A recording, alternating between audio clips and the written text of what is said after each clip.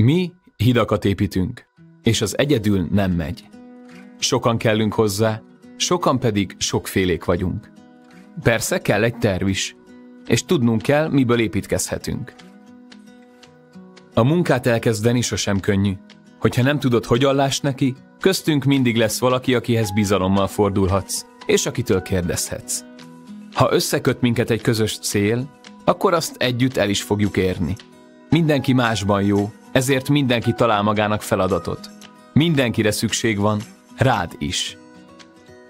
Mi a te segítségeddel szeretnénk olyan világot építeni, amiben mindenkinek van helye, amiben nincsenek előítéletek, ezért dolgozunk. Ha beszélgetünk egymással, akár arról is, hogy miben vagyunk mások, kiderül, hogy valójában mennyi minden köt össze minket. Itt nincsenek rossz kérdések, csak új tapasztalatok és fontos találkozások. Nem érdekes, melyikünk honnan jött, csak az, hogy együtt dolgoztunk egy közös célért. Szerintünk így kell hidat építeni. Neked mi a véleményed? Találkozzunk a ti iskolátokban is.